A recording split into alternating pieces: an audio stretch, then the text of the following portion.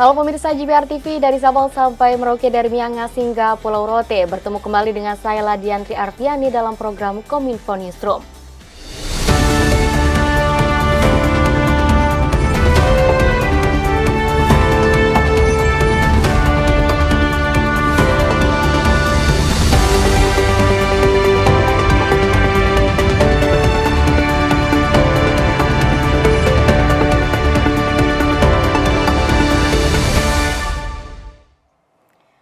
Mengawali informasi pertama pemirsa, Komisi Pemilihan Umum mulai melakukan tahapan Pilkada serentak 2024 di 37 provinsi di Indonesia.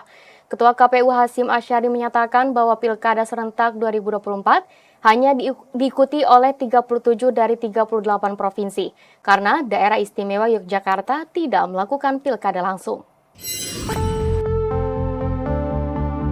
Komisi Pemilihan Umum Republik Indonesia resmi meluncurkan tahapan penyelenggaraan Pilkada serentak 2024 di Candi Prambanan, Kabupaten Sleman, Daerah Istimewa Yogyakarta. Hal tersebut dilakukan Ketua KPU Hasyim Asyari saat meresmikan acara bertajuk Peluncuran Tahapan dan Hari Pemungutan Suara Pilkada Serentak tahun 2024. Dalam pidatonya, Ketua KPU mengajak jajaran penyelenggara pemilu agar menjalankan tugas dengan baik selama tahapan Pilkada berlangsung dan meminta jajaran KPU Provinsi dan Kabupaten Kota agar berkoordinasi dengan pemerintah daerah maupun aparat hukum dalam pelaksanaan Pilkada serentak.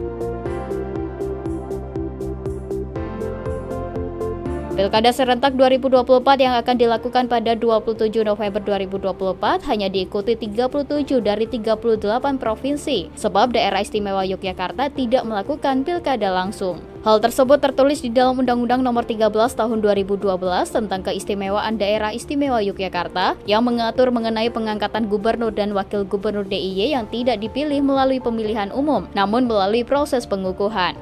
Sementara itu, dari 514 kabupaten kota, hanya 508 kabupaten kota yang menyelenggarakan Pilkada serentak 2024, sebab ada 6 kabupaten kota administratif di DKI Jakarta yang tidak ada Pilkada langsung.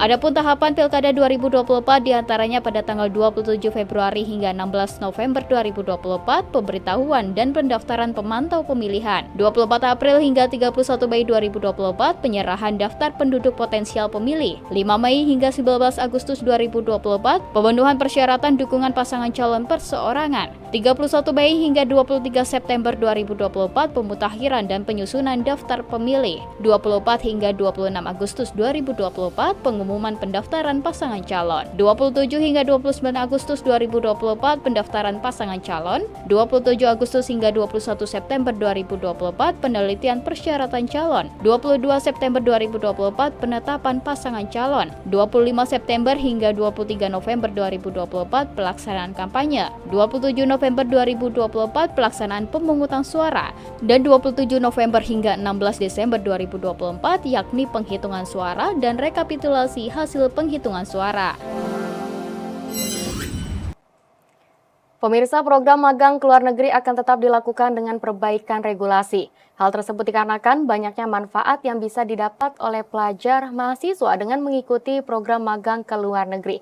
Diharapkan pula institusi perguruan tinggi dan mahasiswa tidak jera untuk mengikuti program magang ke luar negeri dikarenakan adanya kasus TPPO di Jerman tersebut.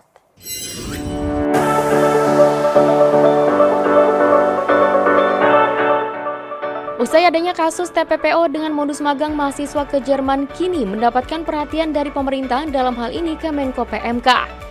Deputi Koordinator Peningkatan Kualitas Pendidikan dan Moderasi Beragama Kemenko PMK menyebutkan, pemerintah sedang mengevaluasi peristiwa program mahasiswa magang ke luar negeri yang berubah menjadi kasus tindak pidana perdagangan orang atau TPPO tersebut. Untuk kedepannya, program magang ke luar negeri akan tetap dilakukan dengan perbaikan regulasi. Kemenko PMK menilai banyaknya manfaat yang bisa didapat oleh pelajar atau mahasiswa. Dikarenakan program magang ke luar negeri ini merupakan pengalaman kerja yang penting dalam meningkatkan kompetensi, keterampilan yang diperlukan oleh pelajar, terlebih fasilitas di dalam negeri yang belum memadai. Diharapkan pula institusi perguruan tinggi dan mahasiswa tidak jera untuk mengikuti program magang ke luar negeri dikarenakan adanya kasus TPPO di Jerman tersebut. Untuk mengkaji program magang ke luar negeri tersebut, Kemenko PMK akan melaksanakan rapat koordinasi bersama Kemendikbudristek, Kemenaker, dan BP2MI. kejadian ini tentu akan dievaluasi sesuai regulasi yang ada, tapi jangan sampai membuat jera baik institusi pendidikan tingginya maupun mahasiswa pelajar untuk kemudian magang ke luar negeri.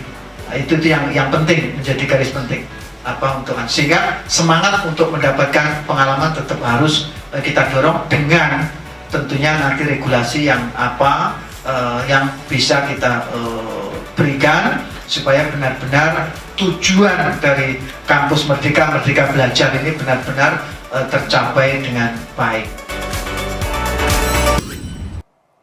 Informasi lainnya pemirsa, Kepala Badan Meteorologi, Klimatologi, dan Geofisika Dwi Korita Karnawati mendorong seluruh pemangku kepentingan untuk berkolaborasi dan mengambil langkah konkret dalam mengatasi dampak perubahan iklim, di mana menurutnya perubahan iklim harus mendapat perhatian serius karena mengancam keberlangsungan kehidupan umat manusia. Dalam konferensi pers Rotu World Water Forum ke-10 bertajuk Kolaborasi Tangguh Atasi Tantangan Perubahan Iklim, Kepala BMKG Dwi Korita Karnawati mengungkapkan pada tahun 2050 Indonesia terancam tidak bisa mengimpor pangan. Dwi Korita menyebut berdasarkan proyeksi dari Badan Pangan Dunia, pada 2050 lebih dari 500 juta petani skala kecil yang menghasilkan 80% sumber pangan dunia merupakan kelompok yang paling rentan terhadap perubahan iklim.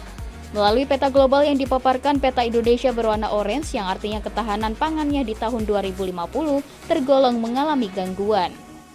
Nah, semakin orange, semakin meningkat berarti Indonesia ini di atas menengah ya. Karena menengah yang kuning, Indonesia ini udah orange. Meskipun belum setajam segelap di India. Tapi dampaknya apa? Kita tidak bisa melakukan impor. Ya, kalau kita langka pangan misalnya di Indonesia, kita tidak bisa mengimpor karena negara lumbung-lumbung pangan itu pun lebih mengalami krisis, sehingga ya ini dialami semuanya secara bersama-sama. Dwi Korita menilai dalam mengatasi laju perubahan iklim terdapat dua aksi yang dapat dilakukan, yakni mitigasi dan adaptasi. Mitigasi berarti setiap pihak harus mengurangi penyebab dari pemanasan global dan perubahan iklim. Sementara adaptasi ialah proses penyesuaian terhadap dampak yang ditimbulkan dari perubahan iklim. Mitigasi itu artinya menahan laju kenaikan suhu. Menahan laju kenaikan suhu yaitu dengan cara antara lain adalah mengurangi emisi atau konsentrasi gas-gas rumah kaca yang ada di atmosfer kita. Nah, misalnya apa? Misalnya ini yang paling mudah dilakukan oleh siapapun, anak kecil pun bisa, yaitu penanaman pohon, penghijauan, penghutanan kembali. Juga penghutanan kembali ini juga gencar dilakukan oleh pemerintah Indonesia ya. Ini untuk mengurangi laju atau peningkatan konsentrasi gas-gas rumah kaca dengan harapan pohon-pohon juga mangrove tadi bisa menyerap CO2 yang ada di udara. Pemirsa, Kemendikbudristek memastikan pramuka sebagai kegiatan ekstrakurikuler yang wajib disediakan oleh setiap sekolah hingga jenjang pendidikan menengah. Sejalan dengan hal itu, Permendikbudristek nomor 12 tahun 2024 mengatur bahwa keikutsertaan murid dalam kegiatan ekstrakurikuler termasuk pramuka bersifat sukarela. Kementerian Pendidikan, Kebudayaan, Riset, dan Teknologi memastikan pramuka sebagai kegiatan ekstrakurikuler yang wajib disediakan oleh setiap sekolah hingga jenjang pendidikan menengah sebagai bagian dari kurikulum merdeka. Hal tersebut selaras dengan Undang-Undang Nomor 12 Tahun 2010 tentang Gerakan Pramuka juga mewajibkan satuan pendidikan untuk memiliki gugus depan. Namun, saat ini Peraturan Mendikbudristek Nomor 12 Tahun 2024 merevisi aturan pramuka, yakni bagian kependidikan kepramukaan dalam blok yang mewajibkan perkemahan kini menjadi tidak wajib. Namun, apabila sekolah tetap ingin mengadakan kegiatan perkemahan, tetap diperbolehkan. Selain itu, keikutsertaan murid dalam kegiatan ekstrakurikuler juga bersifat sukarela, yakni sesuai dengan Undang-Undang Nomor 12 Tahun 2010 yang menyatakan bahwa gerakan pramuka bersifat mandiri, sukarela, dan non-politis. Pemirsa, kami akan kembali dengan informasi lainnya. Tetaplah bersama kami dalam Kominfo Newsroom.